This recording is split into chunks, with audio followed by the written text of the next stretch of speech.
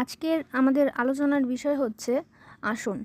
কোন আসনটি আমাদের জন্য উপযুক্ত আর কোন আসনটি আমাদের জন্য উপযুক্ত নয়, এই সম্পর্কে আজ কিছু অজানা তথ্য জানব।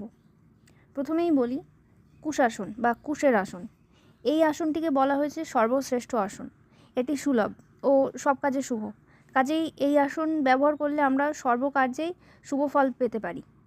দ্বিতীয় নম্বরে আসে চেয়ার বা বস্ত্রাসন। এই আসন ব্যবহার করলে সাধকের রোগব্যাধি ও অশান্তি বৃদ্ধি পায়, সেজন্য এই আসনটি ব্যবহার না করাই শ্রেয়। 3 নম্বরে আসে বেত্রাসন বা বেতের আসন। বেত নির্মিত আসনে বসে সাধক সাধনা করলে শান্তি লাভ করে। তারপরে আসে পত্রাসন বা পাতার তৈরি আসন। পাতার তৈরি আসনে বসে সাধক যদি সাধনা করে তবে তার উদ্বেগ বৃদ্ধি পায়, শ্রম ও চাঞ্চল্য দেখা দেয়। তারপরে আসছে কম্বল আসন বা কম্বলের তৈরি আসন।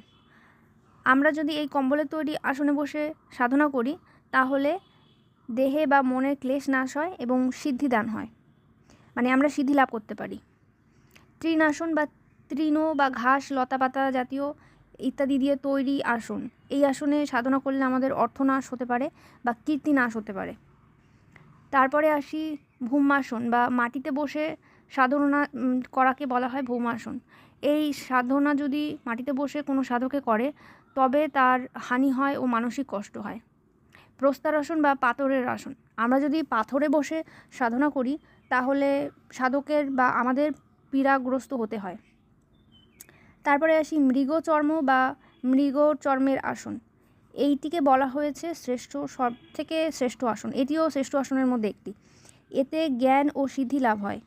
কৃষ্ণসার মৃগচর্ম যদি আমরা আসন হিসেবে ব্যবহার করতে পারি তবে সেটি হয় খুবই প্রভাবশালী। ব্যাঘ্র চর্ম, এই বাঘের চামড়া দিয়ে তৈরি আসন যদি সাধক ব্যবহার করে তাহলে দারিদ্র্য দূর হয় এবং মোক্ষ লাভ হয়।